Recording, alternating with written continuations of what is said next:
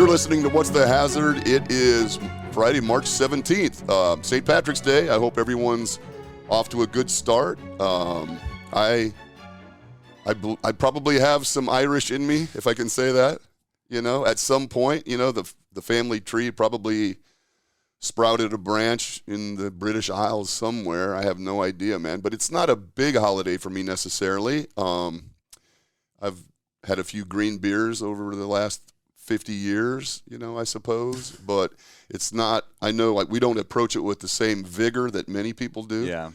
And I'm not a huge fan of corned beef and cabbage, you know. My wife's making that tonight. Is she? I hope she's not listening. Do you enjoy that? Yes. Oh, is it? Oh, well, there you go. That's okay, man. I mean, as I understand it, there are very few things better from a gut health standpoint than cabbage. Right. You know, fermented kimchi, cabbage, all those kind of things are really good for your gut health, your, you know, gut lining and leaky gut syndrome, all those kind of things, prebiotics and probiotics and all of those terrific things. I just don't like that shit, which is my gut leaks. I don't really celebrate it, you know, appropriation. So, being Korean and everything, I don't want to be taken away. Korean, Irish, or whatever.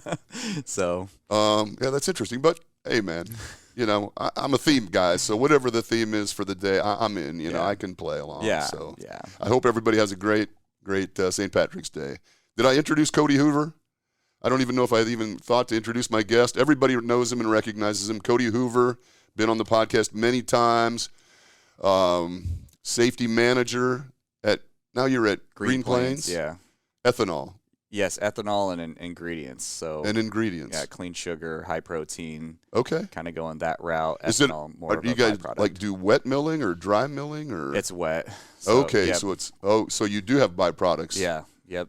Enzymes and carbon dioxide and all sorts of things coming off that process that you can utilize. Yeah, there's a lot of different corn. You can utilize it in very many different ways, and so I think that with the new change in how businesses are doing things with clean energy, ethanol should be more of a byproduct because it is a pretty volatile market when you're relying on gas prices to be high, and so Green Plains has kind of restructured how they want to do things and make it more ingredient based, which is really fun. So we're getting more in the food manufacturing side. Interesting. So it's been really fun. That's cool. To learn that. And so this is you've been through a number of different, you know, you went through the ammunition company that we've talked about in the past. You went through a food processing company for a while, and now you were in this, would you call it the energy sector, or how would you? Yeah, I would say clean energy, sector of it, if you want to call it that. So you're constantly learning. Is that an enjoyable part of the process? It's more challenging as I get older because I think when you're young and you have a lot more ambition to learn, and like I'm going to wake up at 4:30, I'm going to work with the operators. I'm going to watch them work, and I'm going to read all these journals. 3 kids deep, it's almost impossible to do that. So, but it's been fun. It's been a really good company. I've been there for 10 months now. And you are the EHS manager, or what is your title? Corporate EHS or corporate safety, health, whatever. You know, I'm the part of the corporate scum now. So I get to see it from a different perspective from when I used to be at the plant. So it's been more humbling on this side of things versus at the plant side sure. That's an interesting comment because it is different. The perspective is different. Yeah. And I don't know that everyone appreciates that. So, for example, we are talking about working together in the near future, and one of my former bosses, Leanne Meyer, who just retired from a really big corporate EHS job. She's a very bright, knowledgeable person, is going to participate on some environmental stuff. And the perspective is I've always been a foot soldier. Yeah. I'm the guy in the plant, hanging pumps, walking, doing inspections. I've never had a big corporate job. The closest I ever came to was like the acting area director at OSHA, and that's a 10-person, band of misfit toys. I mean, it's not really a corporation per se, even though at the higher levels of the government it certainly seems corporate, or there's certainly a lot of bureaucracy. Yeah. But it is a different perspective, Talk about that just a little bit before we get into the meat and potatoes here. Yeah, so if you are a safety person at the plant level, and I know this because I spent most of my career in the plant level, and somebody from corporate comes in, there is just this notion that they're just trying to make your life difficult. They don't know as much, and that's true. I mean, we don't understand the the culture that you're dealing with. We don't understand where you're at as far as your skill set and safety or environmental. And so that's a hard thing to kind of gauge too. And so there have been times where I've been wrong on a lot of trainings that we put together because this plant does it a little bit different here, or I forgot to. And so it makes it seem from my side that, hey, I don't know as much, but I'm not at that plant intimately to understand all the ins and outs. And so really building up that relationship is super important. So I make sure that I'm speaking to those EHSS team members on a weekly basis to ensure that I know what's going on, or I have an idea. And I travel a lot too, but yeah, it's completely different. I would say if you have somebody new from corporate coming in, give that person grace. They know they know their stuff. It's just that they have to figure out how culture fits, what you know. And so it's probably a good idea to kind of inform them ahead of time what they're going into, where they're at, instead of them trying to do a one-size-fit-all program, because that's not going to work. And then that's where we have that disconnect between corporate and actual plant people. And so, and on my side, you're trying to appease the VPs to make sure that everything, because they have to appease their board members, right? And then we also have to appease. So we're kind of like that staff sergeant, the E6, where you're now a staff NCO, but you're the brand new staff NCO. So you have everybody below you, but then you have the higher brass that are coming down. So the people below you think you've sold out, and the people above you are using you as that tool. It's a very awkward, because I love being boots on the ground, getting my hands dirty. Yeah, you were always really good at that. And so it's. But this is the natural evolution of the job, right? I mean, at some point. But I think those comments are really useful, man, and I'm glad we went in this direction, even though we had no idea where we were going. But I think that there is that disconnect between the corporate and the plant, the actual producers or whatever that is, and there can be a lot of that square peg round hole stuff. You know, we're trying to make everybody the same, and as a consultant, I like to see uniformity and consistency between different locations, but it's never going to be exactly the same. Right. Because of the geographic location, the culture of that environment, and the people, and the management, and their preferences and techniques, everything's going to be slightly different. So this is that, if we go to safety differently, this is that work is imagined versus work is done. Right. You know, what they believe is happening at the corporate level and what you've asked to happen, but then how it actually manifests itself down at the ground level. Yeah. That's interesting. Yeah. And so you use the term grace. That's a really insightful term. Yeah. It's one where, because coming in there, I think, this is what I'm going to do and this is how I'm going to fix it. But then we have safety people who are brand new, and we have some safety people who have transition from operations to safety, and then you have safety people who have been doing this for a long time, and so they all bring a different skill set, but all, when it comes to safety and compliance, they're all at different levels. And so trying to wrangle them in. So one of the things that I did from a corporate side is I had to start small and say, the first thing I said, all right, for injury management, send me a journey map from, if I report that I'm injured, what do you guys do? And so every single 11 plants sent me all of their journey map of what was going on. All of them are so different. Some had 4 steps, some had 12 steps, some had 30 steps. And so then you kind of can see where everybody's at. And then you start asking a different question. So what would you do for, let's say, powered industrial vehicle training and your protocols for investigation? I just want to kind of see, engage where they're at, so that way I know how to talk to them. And say, like, okay, this person is pretty green here, so we're going to have to start from maybe just learning the concept, whereas this person knows what they're doing, so let's kind of refine some things to make sure that we're consistent, or everybody understands from the plant side what to do. And so that is, if you're at the corporate level, that would be something I would suggest. If you're at the plant level, I think that's something that you can provide to your corporate team to kind of say, like, if you want to better understand us, then start asking these questions, because that's really going to help them out a lot. So, that's really good, man. I mean, rather than just making assumptions, actually find out for yourself where they are in that journey, and they're going to be in different places based on the different subject matter, their expertise. Obviously, in those areas where we have expertise, we always favor those areas. We feel confident in those, so we really go gangbusters in those areas.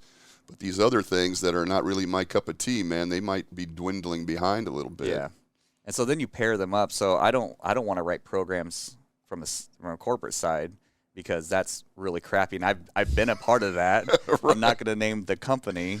Yeah, but nobody enjoys that. It was in between Jack Links and Hurrdat, but you had one corporate person who wrote 60-page long policies, and her involvement in the plant level was minimal. And so she had no idea it was just more of a compliance piece, which we've talked about. That's not how safety works. There's safety and compliance. They're two different entities. Yeah. And so then you pair up who does your operation guys who converted over to safety. Well, they probably would be really good for lockout, tagout, and hot work in confined space, since they've probably done those jobs. Let's have them write a program. Let's bring on somebody who's pretty green to have them work with them. We have some people who are really good at environmental. All right, let's push them off to them. We have some that are really good at rail and power industrial vehicles. Great, let's push off a team and have them create the programs. We'll revise it from a corporate side to make sure that it aligns with what we believe it should be done. But really, they get most of the say, because they're putting in the step-by-steps of what's going on. It really just helps. I love that approach, man. That's really interesting. And I do think that if we truly want to learn, you've touched on a bunch of things without even actually saying it, but like one of the things you just described was a learning team, where you're bringing people with greater knowledge and lesser knowledge together to work on these things and share. And then I like the idea that we don't have to have absolute consistency. Right. As a corporation and as the corporate EHS group, you guys need certain things to be in place. From a regulatory standpoint or from a business standpoint, operational standpoint. But beyond that, it's okay for each location to have a little bit of its own flavor or nuance. It doesn't have to be so rigid that you're just shoving shit down their throat, so to speak. Yeah, so we also created an FAQ or an LOI, kind of because of just kind of stealing from what OSHA does, but there's so much gray, which in our policies. So you're writing your own LOIs internally? Yeah, so if there are questions that we have historically for, let's say, for hot work, can you do X, Y, Z because of this, and this? There's, a different scenario. And the policy doesn't really state that, because the policy is more of written black and white. Then we'll create an FAQ. We'll have a team together. And then we'll say, we'll deem this acceptable because of this, and this, or nope, please refer back to this. So that way we're trying to remove a lot of that ambiguity of people making the wrong decision at the plant level, or the EHSS person being like, I don't know, a corporate person wrote this, so I don't know what they really want. So now they're on the phone with us trying to figure it out. We're trying to understand exactly what they need to do. So this 5-minute job becomes a 2-hour-long job because there's just communication. So we're trying to streamline this as best we possibly can. And so hopefully, we're it's still so there's a little works. front end work to be done here, but on the back end, it should really resolve a lot of more streamlined things. And if we find that there's an issue with one of the FAQs that we put, then we'll make a revision. We'll send it out to the team, and then they'll just re-update them. I love that, man. I love the idea of FAQs and LOIs. Yeah, because at a in a corporation, just like OSHA, we can't be black and white about everything, right? And I think people want that desperately, but it's just not realistic. Yeah. So this gives people an opportunity to learn as they're going and to get some of those issues resolved without having to make the phone call necessarily. And then and it's just, and so you want to empower the safety people at the plant where they can make the decision. You don't want somebody. I always say you don't want me to make the decision, right? Because my decision making is based on the company's best interests. By 60% versus the employee's best interests. And so it's what you've been hired to do. Better make the decision at the plant level, keep corporate people like us out of it, because we have to split both. We have to have the VPs appease to this as well, and they're always going to play the safe card, right? Sure, man. As you said, they have they have people other to answer to. So and that's typically a financial consideration oftentimes. Yep. So that's really cool, man. So So in preparation for the activities we have planned in the future, you offered a lot of acronyms that I am not familiar with, and I thought I knew all the safety acronyms. Having lived in the OSHA world for quite a long time, I have lived in acronyms. Oftentimes confusing. Most people don't understand each other's acronyms very well. If you have like the federal acronyms, you have your own internal corporate acronyms and stuff. Fill me in on some of these acronyms that you're using, because I'm afraid that I am like just behind the curve. Some of the things that you were referring to. So there's a lot probably environmental stuff, right? So there were some environmental as well, and I think the listeners all have environmental considerations as well as one safety where, considerations. honestly, because that's kind of a piece that's not really in. I hear them talking about it. I can't tell you exactly what those mean, but I know like we do NIPTs, we do TTBs, Tier 2, all that stuff is more for the environmental side. Once again, since I'm so focused on safety, I will kind of stray into the environmental side. I kind of dabbled in it a little while. It's not my wheelhouse. It's not my wheelhouse either. But yeah, there's a ton of acronyms, it seems like now, and we're trying to do a better job of creating a cheat sheet, because we do speak in, which everybody speaks in acronyms. I think it's more of a look at how smart I am, and I can throw out a bunch of we can just speak in acronyms. Yeah, we could. But that's not helpful. I think I used to assume people understood what I was, when I was speaking with people on OSHA's behalf, and I would make an inaccurate assumption that people were understanding these acronyms. And then they would come up to me afterwards and say, "What did you mean when you said that?" And I felt guilty, because we deal in those acronyms every day, but most of the people that we're speaking with don't, perhaps. So, give me a couple of the safety acronyms that you guys are using now. And again, these are a little bit more like you had like the Big 8. And okay. What is that referring to? So the Big 8, we coined this as our life-saving rules, and since I'm a football guy, Big 8. Back when football was football? When football was football. And so there's just you will have a litany of policies, safety policies, but there are probably a handful of critical ones that are your life and death if we don't have something buttoned up. So working at heights, electrical, powder industrial vehicles, we have rail. So that we had a person at the company I'm with that they died 3 years ago, and this is before our the new structure of VPs came in. Let's see what else. Grain handling, because there's dust concerns. Confined space. That's 6. I didn't mean to put you on the spot. No, man. You're fine. You have a lockout tagout, or lockout tagout? Probably goes in hand with electrical to some degree. Yeah, and machine guarding or something. We don't have machine guarding. There's not very much there. So, but yeah, it is a piece that we would talk about. What am I missing? I think you can look at that list that I've written upside down, but I think that this is really important, because I think, and again, for the last few years, I've really been stressing this, that in every organization, in every workplace, there are some really critical issues. Right. And we want to utilize our time effectively, and so spending lots and lots of time on those less critical things, while it may be necessary, at least from a compliance standpoint, or just to be comprehensive in our approach, but some of these critical issues really deserve the majority of our attention. Right. And I think it's important to identify those. Yeah. What those are, and they're going to be different from place to place. Yeah. How did you guys put these lists together?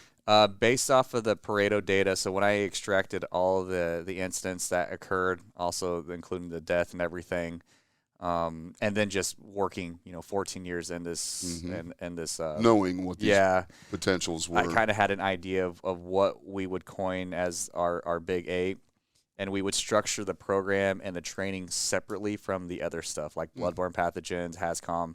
Those are important pieces, but we're going to add a little bit more audits towards this. We're going to add a lot better training, like more in-depth training, hands-on training for these things. And so, because we know that the risk of a failure to comply or adhere to one of our policies could result in death. Whereas HAZCOM, it's like, if you however you want, how deep the layer you want to get on that. Sure, HAZCOM could have some serious. I mean, we're not here to minimize the importance of some of these things, but I agree with you, man. From a time management standpoint, you have to figure out what is really going to hurt your. Yeah. You mentioned something earlier that I have also been talking a little bit more about. You and I have had this conversation for years, the difference between compliance and working safely. Yep. There is a difference. You know, the compliance piece is an important piece, but it's just one part of what we do. And then it's interesting because I was meeting with a new client yesterday, and it's a small business.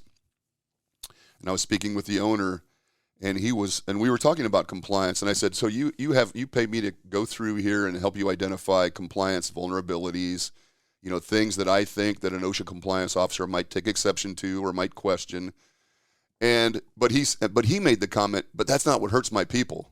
Right. You know, my people get hurt out on that sidewalk, you know, coming into work after a big snow, and there's a little bit of a slope to the walk, and so we have to constantly be, you know, because they slip and fall, or they trip or something, and you know, we don't get hurt doing our jobs typically. Mm-hmm. We get hurt, and I was like, light bulb, you are exactly right. You know, the things that hurt your people, typically the things that hit your 300 log, are not those compliance things that we're doing when we do our audit. Right.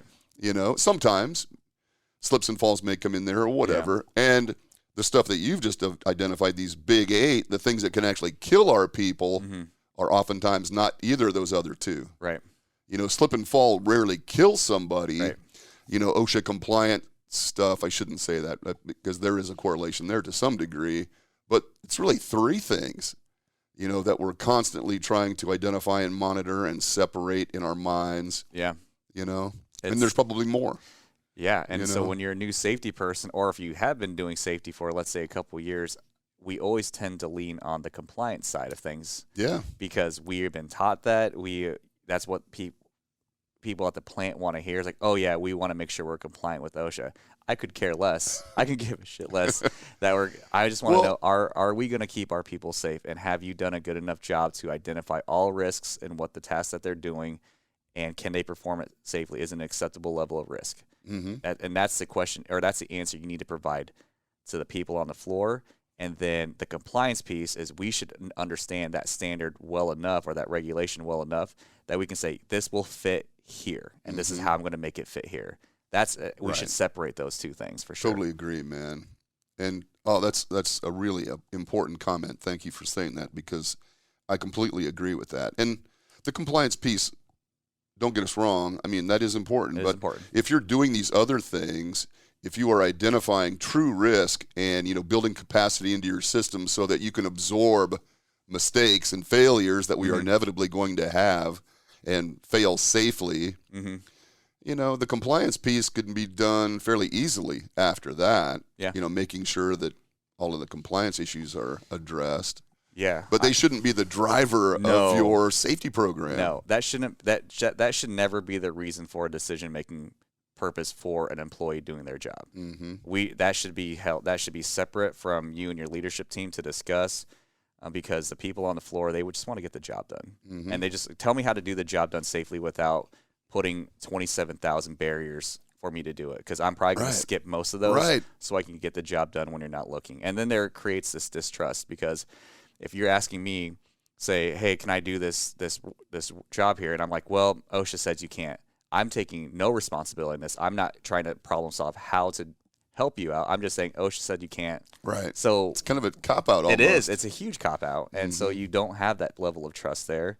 When you don't have that trust, people aren't going to come to you because you haven't problem-solved anything for them. You just said OSHA. Right. Anybody can read an OSHA book and understand it. You just put up a bunch of barriers for them. And as you said, they're going to bypass those barriers. 100%. You know, like Todd Conklin tells me, he doesn't tell me directly, but when I read his books and stuff, he tells me, I think he's talking to me. He's 100% talking to me. 100% talking to me. But he says things like that as well, that, you know, people are going to find a way to do their work as safely as necessary. Mm-hmm. You know, not all those other obstructions and those other barriers that we put in their way. They will often find workarounds to those so they can get their work out, get their product done, or whatever their widgets as safely as need be, not as safely as we think needs to be. Right. You know? And so Yeah, that's a really good point that you said that, because people's risk perception is different. So I always call it an uncalibrated risk perception. Everybody has it, and I would say the same thing with our 4-gas monitor. You have to calibrate that every month, right? So with people, you have to recalibrate their risk perception to their job almost daily or weekly, whatever the frequency that you deem fit, because they're going to drift at some point, and the less time that you spend on the people actually doing the job, the more likely they will drift, and then they're going to do something that's going to hurt themselves. Wow. And so that's what we call uncalibrated risk perception. People, people ask me all the time, what training am I required to do annually? And I'm like, OSHA has a few requirements for annual training, but not many. Right. Frankly, respiratory protection, hearing conservation, a couple Bloodborne of things, pathogens. maybe blood. Yeah, there's like 5 things that are annual, but you need to do them more frequently if they are these high hazard, high risk areas for you, for that very reason. Recalibrating risk perception. Yep. So everybody's on the same. That is brilliant, man. Did you come up with that?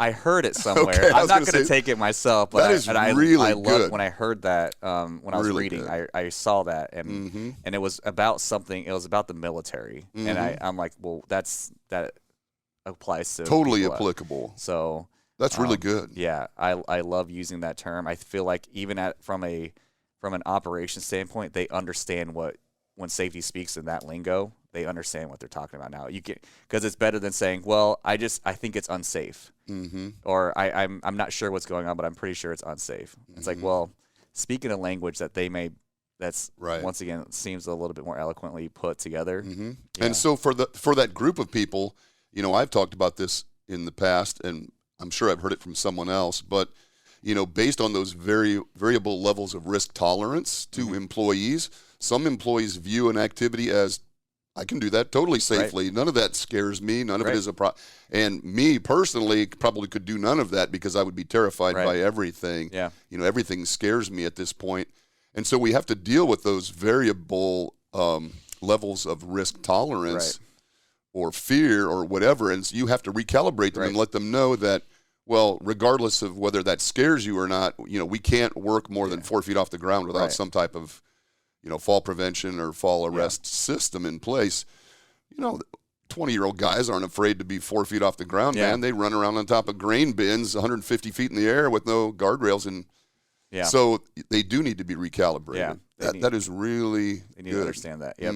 Really good. So one of the things I ask when I go to a new plant, when I meet a new management team. So when I was at Green Plains and I'm going to the new plants, it's not to, and a lot of safety people will do this too, but they will just completely dog on that plant. I saw this, and I always say, like, that's like, if somebody was saying that to my kid, I'd be like, hold on, I know this kid's, I know my kid's sometimes crazy, but you're not allowed to say that. Yeah, his room might be messy, but damn it. Yeah, so I go in and just be like, hey, I saw a lot of great things. There's obviously some opportunities, but I'm going to speak with you individually, kind of make sure it's a little bit more intimate. But the only question I ask for when I'm new is, I'm like, where will the next incident occur? And just kind of let them just let that soak in. And I'll ask the safety committee just same way. And then the amount of information that they'll tell me, because I say, oh yeah, this 60-foot ladder doesn't have a band gate. It's just a chain gate. And sometimes we forget to chain it up. Why doesn't it have a band gate?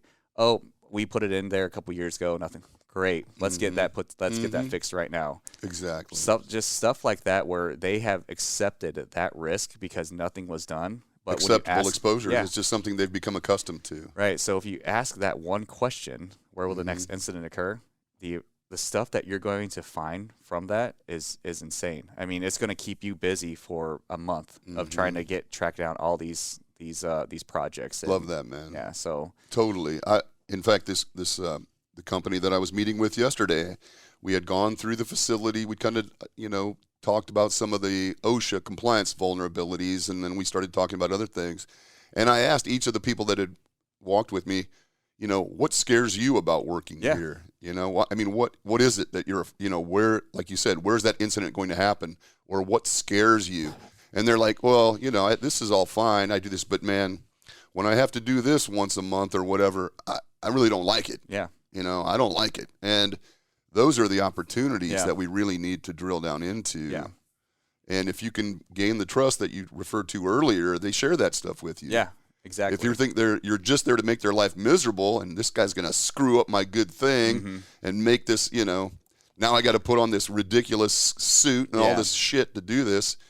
Maybe, but maybe not. Yeah. But I think if they believe that your intentions are in Yeah. their best interest, they will share that stuff with you. Yeah. And that's really that's the honeypot, man. Yeah, it's how do you collaborate with the team and say, I can see why you want to do this, or I would like this, but I don't know if we really need to go this route. So, having that conversation, but you have to be really open to the idea of not leaning on OSHA so much to make your decision, because then all the answers are no.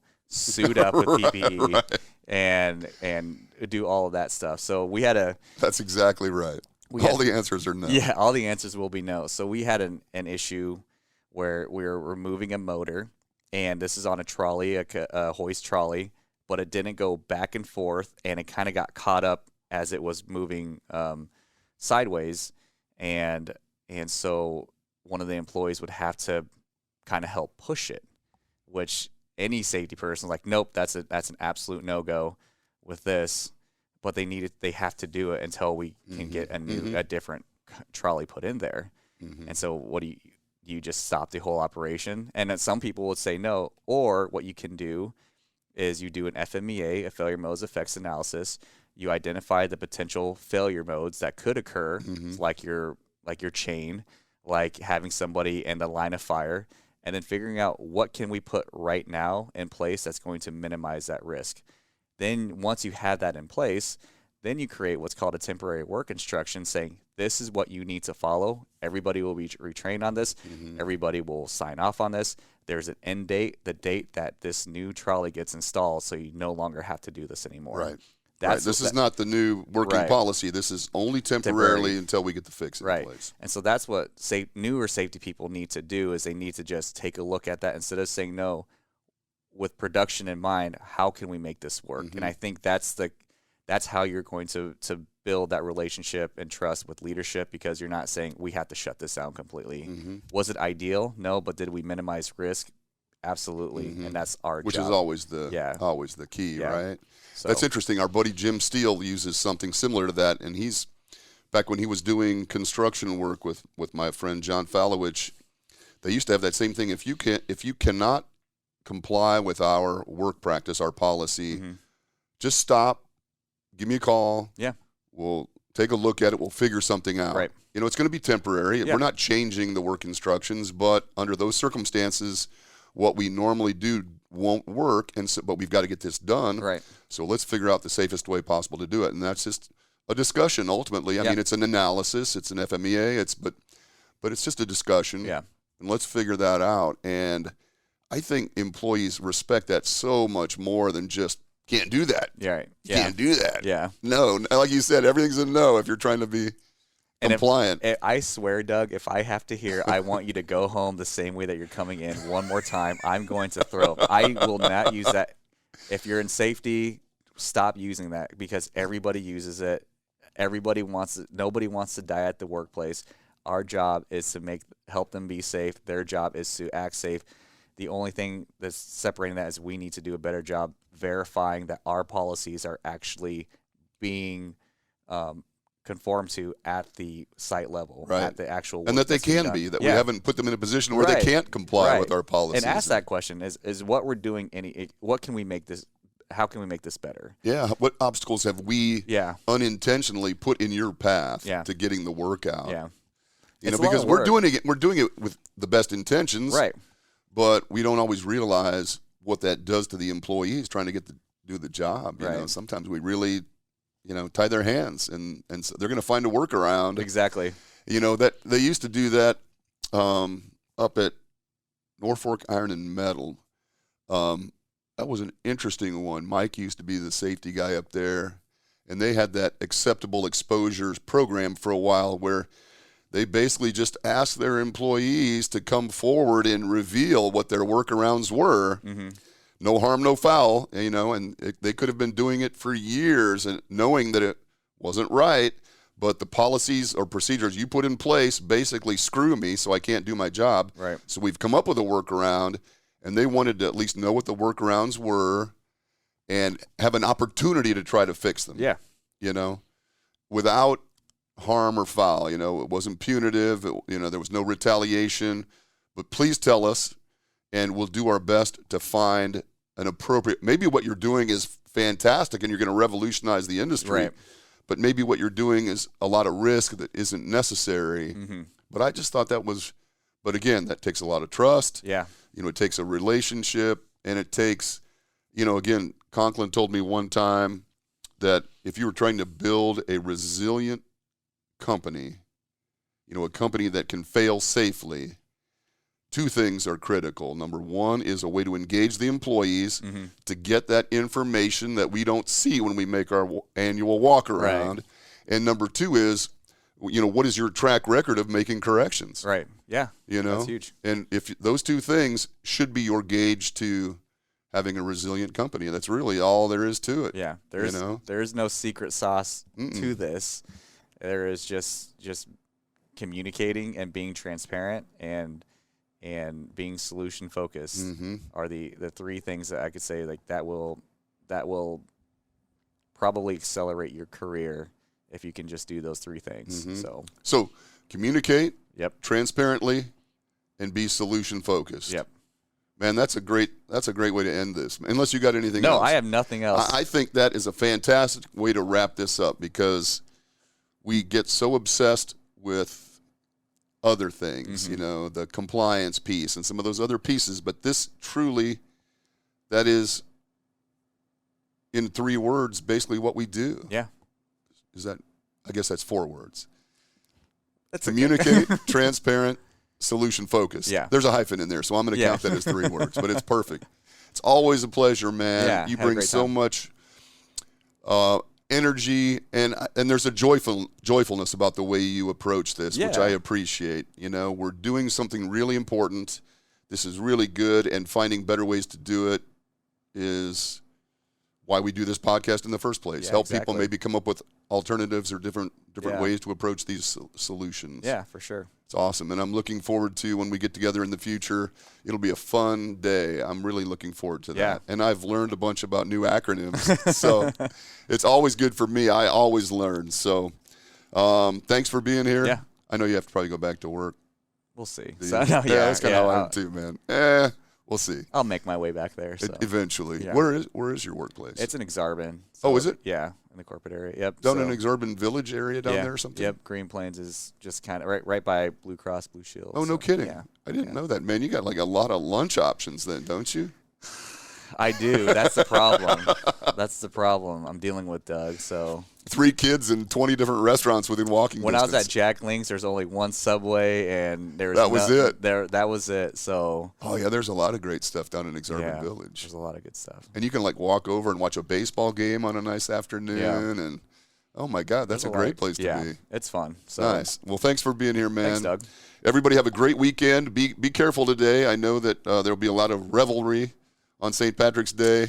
Do you have a St. Patrick's Day story before we go? I'm Anything? lame, so I never really partook. Never really participated. I just remember I was working in a bar down in Tulsa. I went to school down in Tulsa. I was working in a bar called the Tap Room, and we would inject green dye into the kegs, on St. Patrick's Day. And my buddy James Clary, who is a podcast in and of himself, was back there trying to inject the green dye into the keg, and it kind of blew up in his face. So he came walking out of the keg room just covered in green dye, of course, and that was so Clary.